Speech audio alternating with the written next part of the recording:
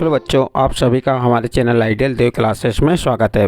बच्चों, आज हम आपके लर्निंग आउटकम आधारित लर्निंग गेम सामग्री के अंतर्गत विषय गणित लेके आए जो कक्षा 8वीं के लिए है और यह सत्र 2022-23 के लिए है। चलिए देखते हैं विषय गणित कक्षा 8वीं सत्र 2022-23।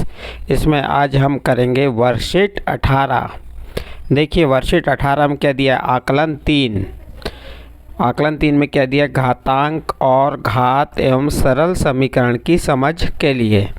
तो यहाँ पे इसका पहला प्रश्न दिया है। क्या दिया पहला प्रश्न, ऋण 7 की घात 5 गुणित ऋण 7 की घात 3 ये दिया है। इसको क्या करने को कहा है, सरल कीजिए कहा है। अब इसे हम सरल करेंगे तो देखिए यहाँ पे दोनों के आधार कैसे हैं, समान हैं। दोनों में ऋण 7 और ऋण 7 आधार समान है और घातें कैसी हैं, असमान है। जब आधार समान होते हैं और घातें असमान होती हैं तो क्या हो जाती हैं, घातें जुड़ जाती हैं। तो क्या करेंगे हम, इसके आगे क्या लिखेंगे, ऋण 7 की घात 5 धन 3 लिख दिए, घातें जुड़ गई। फिर बराबर ऋण 7 और 5 में 3 जोड़े कितना हो गया, 8। इस प्रकार इसका सरलतम रूप क्या हो गया, ऋण 7 की घात 8। तो इस प्रकार प्रश्न क्रमांक 1 कंप्लीट हुआ। नेक्स्ट अगला प्रश्न देखते हैं, प्रश्न नंबर 2। प्रश्न नंबर 2 में क्या कहा है, 162 को घातांक के रूप में लिखो। हमें क्या करना है, जो 162 है इसको किस रूप में लिखना है, हमें घातांक के रूप में लिखना है। तो हमें क्या करना पड़ेगा, 162 के क्या निकालना पड़ेगा, 162 के हमको गुणनखंड निकालना पड़ेगा। देखते हैं 162 गुणनखंड निकाल के। 162 के गुणनखंड देखिए किसका जाएगा, 2 का जाएगा। 2 अट्ठे 16, 2 एकम 2। अब किसका जाएगा, 3 का जाएगा। 3 दूनी 6 बच गया 2, 3 सत्ते 21। फिर 3 का गया यहाँ पे, 3 नम 27, कितने बार गया, 9 बार। फिर 3 का जाएगा, तितर का 9 और फिर 3 का आएगा, 3 एकम 3। तो इस प्रकार से ये 162 गुणनखंड क्या टूटे, 2 गुणित 3 गुणित 3 गुणित 3 गुणित 3 ये लिख दी हमने।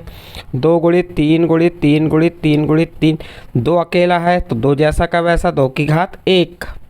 अब यहाँ पे 3 कितने बार है, 4 बार, तो 3 की घात क्या हो गई, 4। तो इसका घातांक के रूप क्या हो जाएगा, 2 गुणित 3 की घात 4। और ये क्या आ गया अपना आंसर, क्या लिख देंगे नीचे, आंसर। इस प्रकार से प्रश्न नंबर 2 कंप्लीट हुआ। प्रश्न नंबर 3 देखते हैं क्या कह रहा है। प्रश्न नंबर 3 में इसमें कहा है, ऋण 3 छोटे कोष्टक में दिया है ऋण 3 की घात 2 और बड़े कोष्टक में पूरे की घात कितनी दिया है, 3 दिया है। ध्यान दीजिए, पूरे की घात कितनी दिया है, 3 दिया है। तो हम क्या लिख देंगे, पहले छोटा कोष्टक हटा देते हैं, बड़ा कोष्टक हटाएंगे तो क्या हो जाएगा, ऋण 3 जब घात की घात है, ऋण 3 की घात 2 है और उस पूरे की घात 3 है तो घातों का क्या हो जाता है, गुणा। तो ये 2 घात से किसका गुणा हो जाएगा, 3 का। तो ऋण 3 पूरे की घात 2 गुणित 3 और ये ऋण 3 जैसा का वैसा लिख दिया हमने। और 2 में 3 का गुणा कीजिए, 2 गुणित 3 कितना आ जाएगा, 2 तिया 6।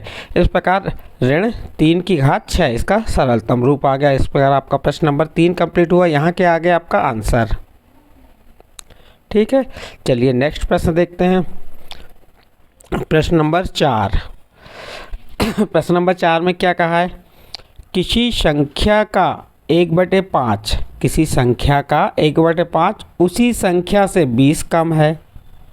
तो मान लीजिए एक संख्या क्या है आपकी x, इसका कितना 1/5, तो क्या हो जाएगा 1/5 गुणित x बराबर उसी संख्या का, जो संख्या हमने माने क्या माने x, उसी संख्या से क्या कह रहा है 20 कम करने को। तो इस संख्या से 20 कम कर दिए। अब क्या किए, ये x का 1 गुणा की तो x/5 बराबर x ऋण 20। ये समीकरण बन गया हमारा। ये भी समीकरण सही है, ऊपर का नीचे का भी सही है, दोनों में से एक लिखिए या दोनों लिख लीजिए, कोई दिक्कत नहीं है। नेक्स्ट प्रश्न देखते हैं, प्रश्न नंबर 5। संख्या यहाँ पे दी, देखिए संख्या करोड़ों अरबों तक दी हुई है, इसका क्या लिखना है, मानक रूप लिखना है। तो इसका मानक रूप बहुत आसानी से लिख सकते हैं आप। कैसे लिखेंगे देखिए, जब आप इधर की जो संख्या है, जैसे ये 1 है आप एक के बाद दशमलव लगा दीजिए, जैसे ये लगा के बताया हमने, लगा दिए दशमलव। फिर संख्या गिन लीजिए, 1 2 3 4 5 6 7 8 9 10 11 12। तो यहाँ 10 की घात कितनी लिख देंगे, 12। अब बाकी ये 4 3 3 5 लिखेंगे। अब इसके बाद जो शून्य हैं ये वाले, इन दशमलव के बाद शून्यों का कोई महत्व नहीं होता, तो इन शून्यों को लिखा नहीं जाता, इसलिए हमने यहाँ पे लिखे नहीं बताए। तो इस प्रकार इसका मानक रूप क्या होगा, 1.433 गुणित 10 की घात 12। नेक्स्ट अगला प्रश्न देखते हैं, प्रश्न नंबर 6। प्रश्न नंबर 6 में क्या दिया है, 10 की घात 8 भागित 10 की घात 3 को सरल कीजिए। तो हमें क्या करना है, 10 की घात 8 में 10 की घात 3 का भाग देना है। हमने आपको बताया है भाग में घातें क्या होती हैं, घटती हैं। यदि आधार समान है तो भाग में घातें घट जाती हैं। अब इसका आधार क्या है, 10, और घातों क्या करेंगे, घटा देंगे। ये 8 में से 3 को घटाए तो 8 ऋण 3, तो 10 की घात क्या हो गई, 5। 8 में से 3 घटाए तो 5। आप इसको 5 बार लिख लीजिए। तो 10 की घात 5 यानी कितना आ जाएगा, इकाई, दहाई, सैकड़ा, हज़ार, 10,000, लाख, तो 1 लाख आ जाएगा। तो इस प्रकार से इसका सरलतम रूप 10 की घात 5, या इसको सरल करके भी हमने बता दिया कैसे सरल करना है। नेक्स्ट अगला प्रश्न, समीकरण हल कीजिए। y धन 4 बराबर 4। तो क्या करना है, इस समीकरण को हल करेंगे हम।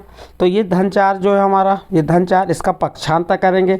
जब धन 4 का पक्षांतर करेंगे तो क्या हो जाएगा, ऋण 4। तो चलिए ये वाले 4 को जैसा का वैसा लिख दी, ये लिख दी हमने। ये धन 4 का पक्षांतर किए तो क्या हो गया, ऋण 4। y बराबर 4 में से 4 घटाया तो क्या आ गया, 0। इस प्रकार से इसका आंसर आ गया ये। नेक्स्ट अगला प्रश्न देखते हैं, प्रश्न नंबर 8।